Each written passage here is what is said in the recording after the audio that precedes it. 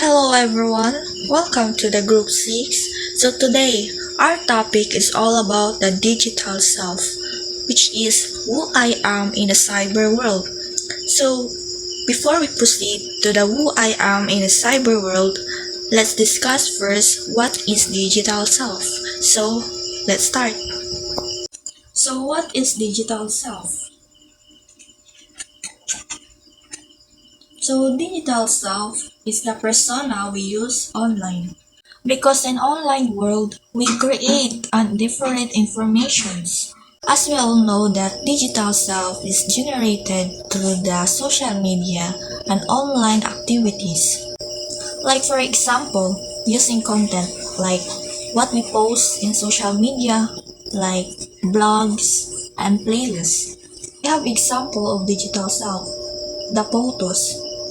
We use different effects just to make it beautiful or pretty.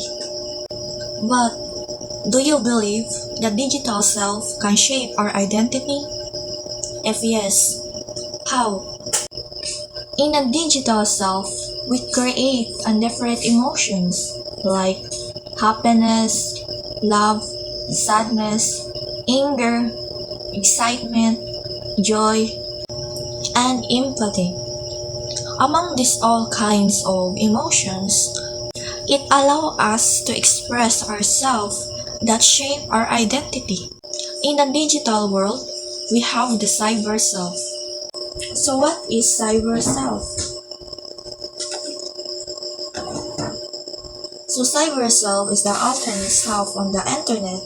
So this is your virtual identity, is how you live your cyberspace life.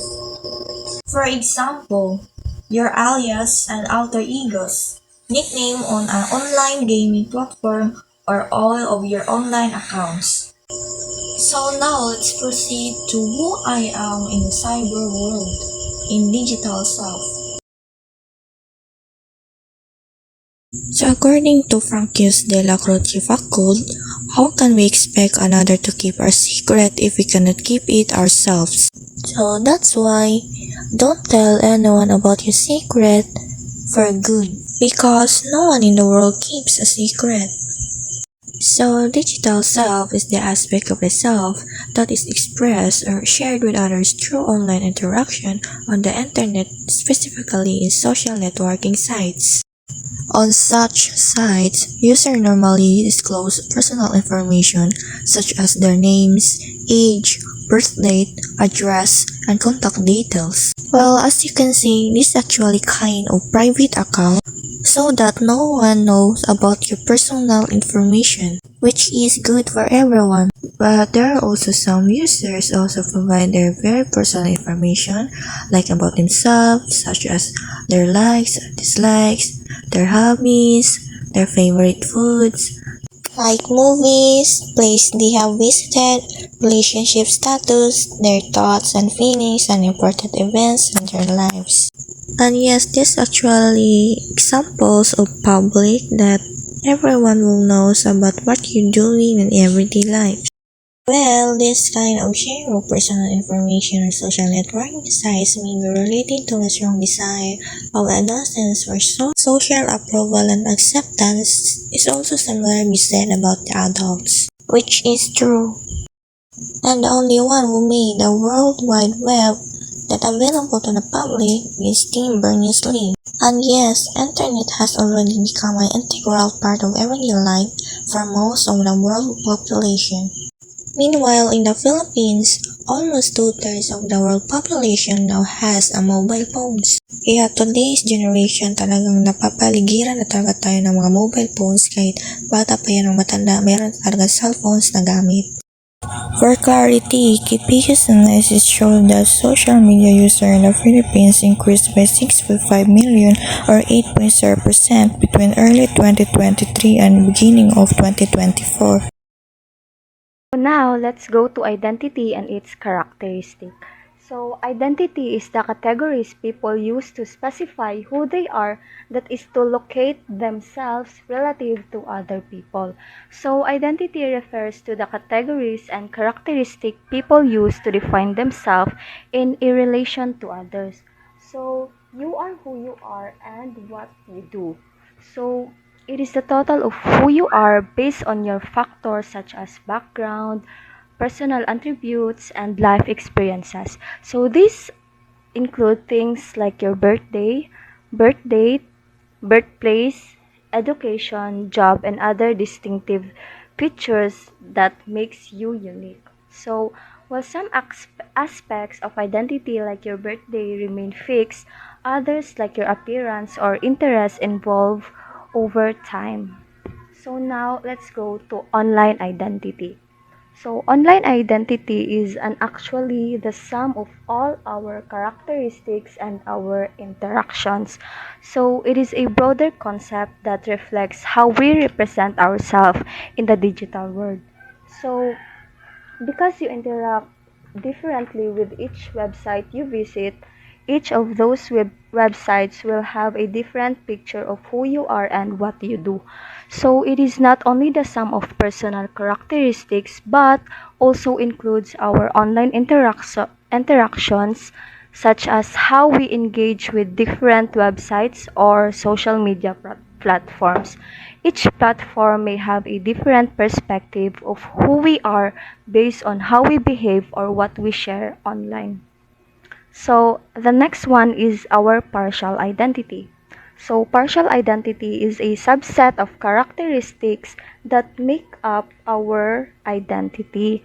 So partial identity, each platform or situation may emphasize different aspects of a person's characteristics or behavior, creating a specific version of who they are within the context. For example, you might have one identity on YouTube and another on Instagram. So, which that highlights our different roles you play in life. So, persona is a partial identity we create that represents ourselves in a specific situation or theatrical mass. So, persona is a more deliberate construction in identity. It often used in a specific situations or roles. It is a mask or facade that someone represents in a given context, such as in professional environment or online social interaction. So, while a persona can reflect a person's character, it is often differ from their private or true identity as it is shaped by the expectations and norms of the context. So, for instance, your professional persona on a job interview may differ significantly from how you behave with a close friend. Self-presentation and impression management. Self-presentation refers to an individual's attempt to control how he or she projects himself or herself in social interactions. Self-presentation is the process of controlling how others perceive you. It's how you present yourself to the world, both consciously and unconsciously. Example: social media curate your online presence, sharing photos and updates that portray you in positive light. Self-presentation is a vital part of social interactions. It helps us build relationships, achieve goals, and navigate different social situations. Types of self-presentation. Authentic. Goal is to create an image consistent with the way we view ourselves. Authentic goal is to present yourself in a way that aligns with your true self and values. Like, you want to be genuine and authentic, not trying to be someone you're not. Ideal. Goal is to establish an image consistent with what we wish we were. Ideal is to present yourself as someone you aspire to be, even if you don't fully embody that ideal yet. Tactical self-presentation. Tactical self-presentation. Goal is to establish a public image consistent with what others want to expect us to be. Tactical self-presentation is to present yourself in a way that meets the expectations or desires of others in particular situations. You want to adapt your presentation to achieve a specific outcome, like getting a job, making a sale, or gaining approval. Impression management. It is a goal-directed conscious or unconscious attempt to influence the perceptions of other people about a person. So, in Tagalog, it means ito ay isang may layunin, may kamalayan o walang kamalayang pagtataka na naimpluwensyahan ang perception ng ibang tao tungkol sa isang tao, bagay, o kaganapan sa pamamagitan ng pagkontrol at pag-ayos ng impormasyon sa pakikipag-ugnayan sa lipunan. So, that's the impression management. Next is types of impression management. First is constructive.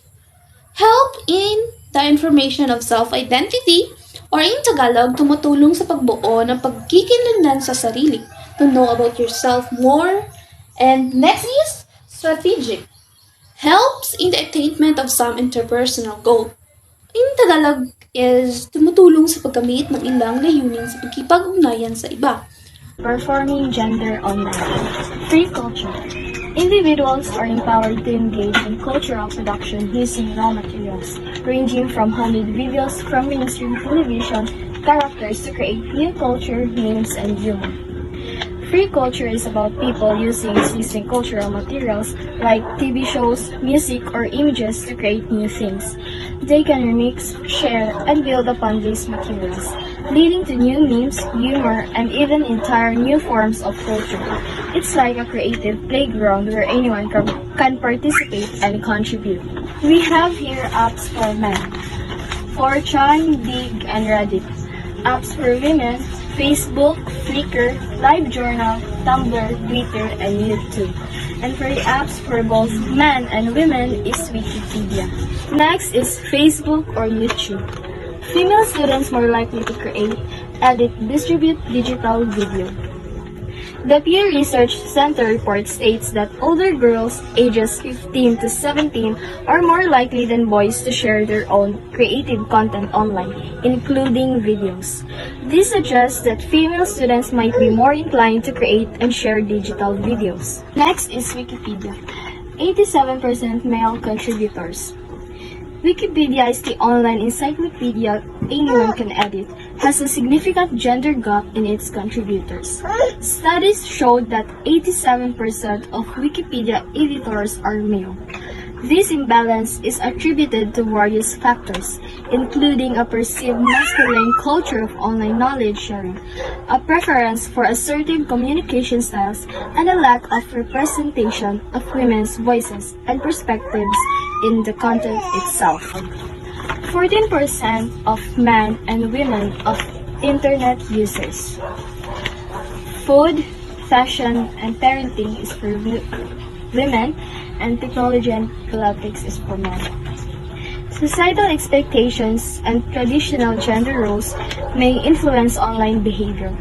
Women are often associated with domesticity, caregiving, and personal appearance, leading to a higher interest in topics like food, fashion, and parenting.